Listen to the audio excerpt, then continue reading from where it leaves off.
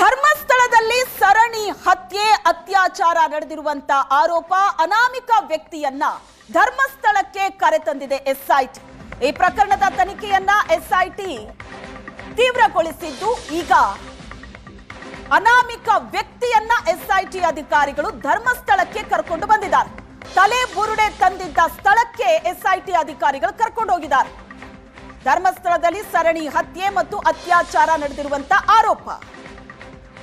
ಈ ಅನಾಮಿಕ ವ್ಯಕ್ತಿಯನ್ನ ಧರ್ಮಸ್ಥಳಕ್ಕೆ ಎಸ್ಐಟಿ ಅಧಿಕಾರಿಗಳು ಕರ್ಕೊಂಡು ಬಂದಿದ್ದಾರೆ.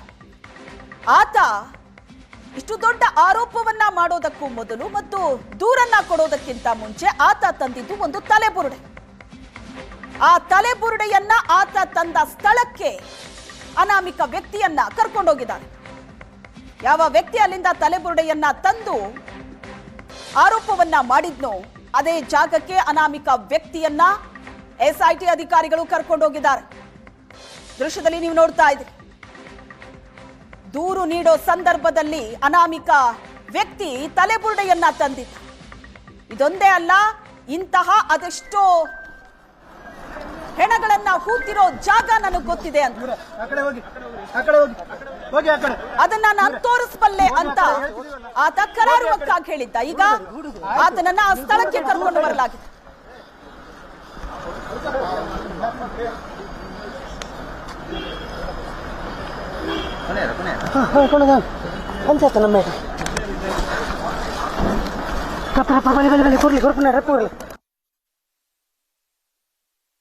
అది హెన్న లైవ్ ఉండదు పోను పంతేనా మిత్రుడు ಬರ್ತಾರೆ ಮಿತ್ರರು.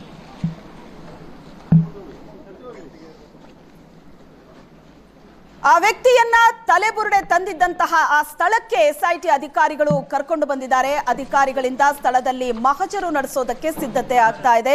ಸ್ಥಳದಲ್ಲಿ ಹೇಗಿದೆ ಅದರ ದೃಶ್ಯಗಳನ್ನ ನೀವು ನೋಡ್ತಾ ಇದ್ದೀರಿ. ಧರ್ಮಸ್ಥಳದಿಂದ ದೃಶ್ಯವನ್ನ ನೋಡ್ತಾ ಇದ್ದೀರಿ. ಧರ್ಮಸ್ಥಳದಲ್ಲಿ ತಾನು ಶವಗಳನ್ನ ಹೂತ್ ಹಾಕಿದ್ದೆ ಅಂತ ಹೇಳಿದಂತ ವ್ಯಕ್ತಿ ಇದ್ದ, ಆರೋಪ ಮಾಡಿದ್ದ, ದೂರನ್ನ ಕೊಟ್ಟಿದ್ದ. ಅದರ ಜೊತೆ ತಲೆಬುರುಡೆ ಕೂಡ ತಗೊಂಡು ಬಂದಿದ್ದ.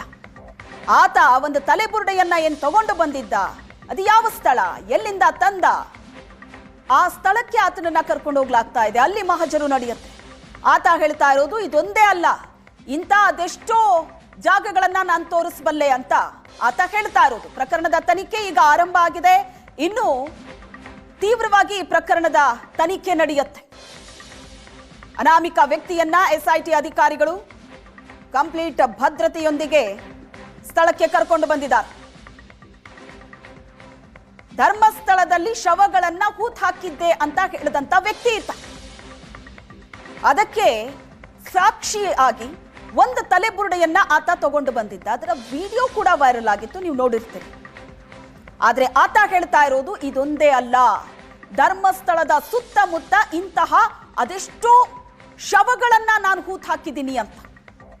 ತೆಗೆದ್ರೆ ಎಲ್ಲ ಸ್ಕೆಲೆಟಿನ್ನೇ. ಈಗ ಇಂಥ ಅದೆಷ್ಟೋ ಶವಗಳನ್ನ ನಾನು ಹೂತ್ ಹಾಕಿದ್ದೀನಿ, ಅದನ್ನ ನಾನು ತೋರಿಸಬಲ್ಲೆ ಅಂತ ಆತ ಕೊಟ್ಟ ದೂರು. ಅದರ ಬೆನ್ನಲ್ಲೇ ಮುನ್ನೆಲೆಗೆ ಬಂದಂತ ಒಂದಷ್ಟು ಘಟನೆಗಳನ್ನ ನೀವು ನೋಡಿದ್ದೀರಿ. ಧರ್ಮಸ್ಥಳದಲ್ಲಿ ಎಸ್ಐಟಿ ಸತ್ಯ ಶೋಧ ಮಾಡ್ತಾ ಇರುವಂತ ದೃಶ್ಯಗಳನ್ನ ನೀವು ನೋಡ್ತಾ ಇದ್ದೀರಿ. ಈ ಬಗ್ಗೆ ಹೆಚ್ಚಿನ ಡೀಟೇಲ್ಸ್ ಅನ್ನ ಕೊಡ್ತಾರೆ ನಮ್ಮ ಪ್ರತಿನಿಧಿ ಭರತ್ರಾಜ್ ಸಂಪರ್ಕದಲ್ಲಿದ್ದಾರೆ. ಭರತ್ರಾಜ್, ಅನಾಮಿಕ ವ್ಯಕ್ತಿಯ ವಿಚಾರಣೆ ತೀವ್ರವಾಗಿ ನಡೀತು. ಈಗ ಆತ ಆರೋಪ ಮಾಡೋ ಸಂದರ್ಭದಲ್ಲಿ, ದೂರು ಕೊಡೋ ಸಂದರ್ಭದಲ್ಲಿ ಒಂದು ತಲೆಬುರುಡೆ ಕೂಡ ಆತ ತಗೊಂಡು ಬಂದಿದ್ದ. ಆ ತಲೆಬುರುಡೆ ಸಿಕ್ಕಂತಹ ಸ್ಥಳಕ್ಕೆ ಈಗ ಇಡೀ ಟೀಮ್ ಬಂದಿದೆ. ಏನಾಗ್ತಾ ಇದೆ ಸ್ಥಳದಲ್ಲಿ? ಅನಾಮಿಕ ವ್ಯಕ್ತಿಯನ್ನ ನೇತ್ರಾವತಿ ಸಾನಘಟ್ಟದ ಬಳಿ ಕರ್ಕೊಂಡು ಬಂದಿರುವಂತದ್ದು ನೀವು ದೃಶ್ಯಗಳಲ್ಲಿ ಗಮನಿಸಬಹುದು. ಆ ಜಾಗಕ್ಕೆ ಪೊಲೀಸರು ಯಾರನ್ನು ಕೂಡ ಹೋಗ್ಲಿಕ್ಕೆ ಪೊಲೀಸರು ಯಾವುದೇ ಜಾಗಕ್ಕೆ ಅವಕಾಶಗಳನ್ನ ಕೊಡ್ತಾ ಇಲ್ಲ.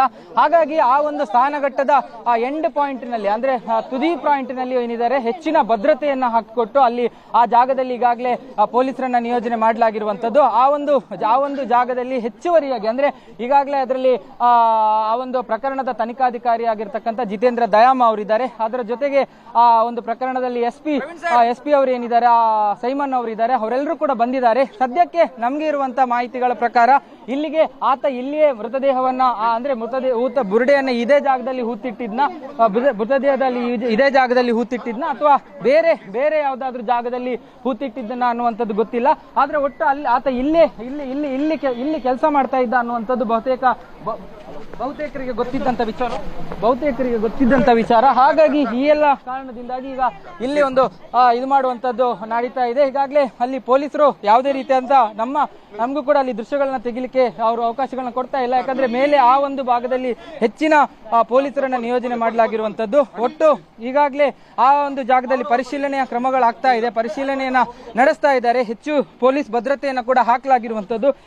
ಒಟ್ಟು ಯಾವ ಕಾರಣಕ್ಕಾಗಿ ಕರ್ಕೊಂಡು ಬಂದಿದ್ದಾರೆ ಅನ್ನುವಂಥದ್ದು ಗೊತ್ತಿಲ್ಲ. ಆದ್ರೆ ಮೊದಲಿಗೆ ಆರಂಭದಲ್ಲಿ ಆತ ಈ ಒಂದು ಜಾಗದಲ್ಲಿ ಕೆಲಸ ಮಾಡ್ತಾ ಇದ್ದ ಅನ್ನುವಂಥ ಕಾರಣಕ್ಕಾಗಿ ಈ ಒಂದು ಜಾಗದಲ್ಲಿ ಆತನ ಕಾರ್ಯನಿರ್ವಹಣೆ ಆಗ್ತಾ ಇತ್ತು ಅನ್ನುವಂಥ ಕಾರಣದಿಂದಾಗಿ ಇಲ್ಲಿ ಆತನನ್ನ ತಂದು ಮಹಜರು ನಡೆಸುವಂತ ಪ್ರಕ್ರಿಯೆಗಳು ಆಗ್ತಾ ಇದೆ ಅನ್ನುವಂಥದ್ದನ್ನ ಹೇಳಲಾಗ್ತಾ ಇದೆ. ಹಾಗಾಗಿ ಅದನ್ನ ಗಮನಿಸುವಂತದ್ದು ಮತ್ತು ಅದನ್ನ ಏನು ಆ ಜಾಗದ ಬಗ್ಗೆ ಮಾಹಿತಿಗಳನ್ನ ಕಲೆ ಹಾಕುವಂಥದ್ದು ಮತ್ತು ಆತ ಎಲ್ಲೆಲ್ಲ ಈ ರೀತಿಯಾಗಿ ಕೆಲಸ ಮಾಡ್ತಾ ಇದ್ದ ಅನ್ನುವಂಥದ್ರ ಬಗ್ಗೆ ಕೂಡ ಮಾಹಿತಿಗಳನ್ನ ಕಲೆ ಹಾಕ್ತಾ ಇರುವಂತದ್ದು. ಹಾಗಾಗಿ ಸ್ವತಃ ಆತನನ್ನೇ ಕರ್ಕೊಂಡು, ಅಂದ್ರೆ ಆತನಿಗೆ ಮಾಸ್ಕ್ ಹಾಕಲಾಗಿದೆ, ಆತ ಅಲ್ಲಿ ಏನು ಮಾಹಿತಿಗಳನ್ನ ಕೊಡ್ತಾ ಇದ್ದಾನೆ ಅದರ ಬಗ್ಗೆ ಯಾವುದೇ ರೀತಿಯಾದ ವಿವರಗಳು ಸಿಗ್ತಾ ಇಲ್ಲ. ಸದ್ಯಕ್ಕೆ ಪೊಲೀಸರನ್ನ ಹೆಚ್ಚಿನ ಸಂಖ್ಯೆಯಲ್ಲಿ ಹಾಕಿದ್ದಾರೆ. ಬೇರೆ ಬೇರೆ ಕಡೆಯಿಂದ DIR ತುಕಡಿಗಳಿರ್ಬೋದು, KSRP ತುಕಡಿಗಳಿರ್ಬೋದು, ಅವುಗಳನ್ನೆಲ್ಲ ಕರೆತಂದು ಯಾವುದೇ ಕಾರಣಕ್ಕೂ ಕೂಡ ಅಂದ್ರೆ ಆರಂಭಿಕ ಹಂತದ ವಿಚಾರಣೆ ಸಂದರ್ಭದಲ್ಲಿ, ಆರಂಭಿಕ ಹಂತದ ಈ ರೀತಿಯಾದಂತಹ ತನಿಖೆಗಳ ಸಂದರ್ಭದಲ್ಲಿ ಯಾವುದೇ ರೀತಿಯಾದಂತಹ ವೈಫಲ್ಯ ಆಗಬಾರದು ಅನ್ನುವಂಥ ಕಾರಣಕ್ಕಾಗಿ ಬಹಳ ಕಟ್ಟುನಿಟ್ಟಾಗಿ, ಅಂದ್ರೆ ಮಾಧ್ಯಮಗಳನ್ನು ಕೂಡ ಆ ಜಾಗಕ್ಕೆ ಪ್ರವೇಶ ಕೊಡದ ರೀತಿಯಲ್ಲಿ, ಯಾರು ಕೂಡ ಆ ಜಾಗಕ್ಕೆ ಎಂಟ್ರಿ ಆಗದ ರೀತಿಯಲ್ಲಿ ಪೊಲೀಸರು ಎಲ್ಲರನ್ನ ಕೂಡ ಹೊರಗಡೆ ಕಳಿಸಿದ್ದಾರೆ. ಇದು ಸದ್ಯಕ್ಕೆ ಈ ಒಂದು ಸ್ನಾನಘಟ್ಟ ಏನಿದೆ, ಈ ಸ್ನಾನಘಟ್ಟದ ಪರಿಸರದ ದೃಶ್ಯಾವಳಿಗಳನ್ನ ನಾವು ನಿಮ್ಗೆ ತೋರಿಸ್ತಾ ಇರುವಂತದ್ದು. ಅಂದ್ರೆ ಧರ್ಮಸ್ಥಳಕ್ಕೆ ಬಂದಂತವರು ಸಹಜವಾಗಿ ಈ ಒಂದು ನೇತ್ರಾವತಿ ಸ್ನಾನಘಟ್ಟ ಏನಿದೆ, ಈ ಸ್ನಾನಘಟ್ಟದ ಅಕ್ಕಪಕ್ಕದಲ್ಲೇ ಈ ಒಂದು ಸ್ನಾನಘಟ್ಟದಲ್ಲಿ ಒಂದು ಪವಿತ್ರ ತೀರ್ಥ ಸ್ನಾನವನ್ನ ಮಾಡಿ ಮತ್ತೆ ಧರ್ಮಸ್ಥಳಕ್ಕೆ ಹೋಗ್ತಾರೆ. ಹಾಗಾಗಿ ಈಗ ಭಾರಿ ಭದ್ರತೆಯನ್ನ ಹಾಕಲಾಗಿದೆ. ಭಾರಿ ಭದ್ರತೆಯ ಮಧ್ಯೆ ಆತನನ್ನ ಕರ್ಕೊಂಡು ಬಂದಿರುವಂತದ್ದು. ಅಲ್ಲಿ ಅಂದ್ರೆ ಆತನಿಂದ ಬಹುಶಃ ಇಲ್ಲಿ ಯಾವ ಜಾಗದಲ್ಲಿ ಯಾವ ಇಸವಿಯಲ್ಲಿ ಆತ ಕೆಲಸ ಮಾಡ್ತಾ ಇದ್ದ, ಸ್ವಚ್ಛತೆಯ ಕಾರ್ಮಿಕನ ಕೆಲಸ ಮಾಡ್ತಾ ಇದ್ದ ಮತ್ತು ಆತನೇ ಹೇಳಿದಾನೆ ತನ್ನ ದೂರಿನಲ್ಲಿ, ಇಲ್ಲಿಂದ ಸುಮಾರು ದೂರಗಳವರೆಗೂ ಕೂಡ ಈ ರೀತಿಯಾಗಿ ಆ ಮೃತದೇಹಗಳು ತೇಲ್ಕೊಂಡು ಬರ್ತಾ ಇತ್ತು. ಆ ತೇಲಿಕೊಂಡು ಬಂದಂತಹ ಮೃತದೇಹಗಳನ್ನ ನಾನು ತೆಗೆದಿದ್ದೇನೆ. ಆ ಸಂದರ್ಭದಲ್ಲಿ ಅದರಲ್ಲಿ ಕೆಲವೊಂದು ಹತ್ಯೆಯ ಕುರುಹುಗಳಿತ್ತು, ಅತ್ಯಾಚಾರದ ಕುರುಹುಗಳಿತ್ತು ಅನ್ನುವಂಥದ್ದು ಬೇರೆ ಬೇರೆ ರೀತಿಯಾದ ಮಾಹಿತಿಗಳನ್ನ ಆತ ಹೇಳಿದ್ದಾನೆ. ಹಾಗಾಗಿ ಈ ಎಲ್ಲ ಮಾಹಿತಿಗಳನ್ನ ಕಲೆ ಹಾಕುವಂಥದ್ದು ಮತ್ತು ಬೇರೆ ಬೇರೆ ರೀತಿಯಾದಂತಹ ತನಿಖೆಗಳನ್ನ ಅಲ್ಲಿ ಮಾಡುವಂಥದ್ದು ಮತ್ತು ಆ ಪ್ರೊಸೀಜರ್ಗಳನ್ನ ಬಹಳ ಕ್ಲಿಯರ್ ಆಗಿ ಮುಗಿಸಬೇಕಾಗಿದೆ. ಹಾಗಾಗಿ ಪೊಲೀಸರು ಈಗಾಗಲೇ ಆತನನ್ನ ಭಾರಿ ಭದ್ರತೆಯಲ್ಲಿ ಇಲ್ಲಿಗೆ ಕರೆತಂದಿದ್ದಾರೆ. ಒಟ್ಟು ಈಗಾಗಲೇ ಆ ಪ್ರಕ್ರಿಯೆಗಳಾಗ್ತಾ ಇದೆ, ಆ ಪ್ರಕ್ರಿಯೆಗಳು ಅಲ್ಲಿ ನಡೀತಾ ಇರುವಂತದ್ದು. ಅದು ಸ್ನಾನಘಟ್ಟದ ಎಂಟ್ರಿಯಿಂದ ಲೆಫ್ಟ್ ಸೈಡ್ಗೆ ಒಂದು ಎಂಡ್ ಪಾಯಿಂಟ್ ಏನಿದೆ, ಅಲ್ಲಿ ಹೆಚ್ಚಿನವರು ಈ ತೆಂಗಿನಕಾಯಿ ಆಗಿರ್ಬೋದು, ಬೇರೆ ಬೇರೆ ರೀತಿಯಾದಂತಹ ಹರಕೆಯಲ್ಲಿ ತಂದ ವಸ್ತುಗಳೆಲ್ಲ ಒಂದು ಜಾಗದಲ್ಲಿ ಶೇಖರಣೆ ಆಗುತ್ತೆ. ಅಂತ ಜಾಗದಲ್ಲಿ ಈಗ ಆತನ ತನಿಖೆ ನಡೀತಾ ಇರುವಂತದ್ದು ಮತ್ತು ಆತನ ವಿಚಾರಣೆ ನಡೀತಾ ಇರುವಂತದ್ದು. ಅದರ ಪಕ್ಕದಲ್ಲಿ ಒಂದಷ್ಟು ಈ ಕಾಡು ಪ್ರದೇಶದ ರೀತಿಯಲ್ಲಿದೆ, ಅಂದ್ರೆ ಅಲ್ಲಿಂದ ಒಂದಷ್ಟು ಅರಣ್ಯ ವ್ಯಾಪ್ತಿ ಇದೆ, ರಿಸರ್ವ್ ಫಾರೆಸ್ಟ್ ನ ಮಾದರಿಯಲ್ಲಿ ಬಹಳಷ್ಟು ಅರಣ್ಯ ವ್ಯಾಪ್ತಿಗೆ ಸೇರಿದಂತ ಜಾಗ.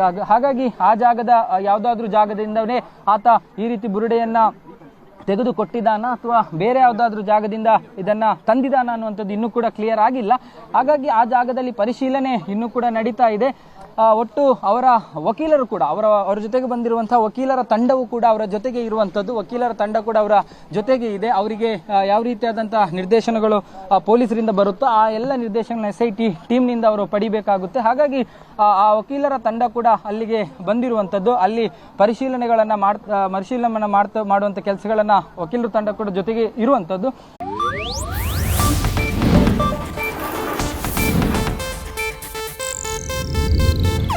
ಇದು ಏಷ್ಯಾನೆಟ್ ನ್ಯೂಸ್ ನೆಟ್ವರ್ಕ್ ಪ್ರಸ್ತುತಿ.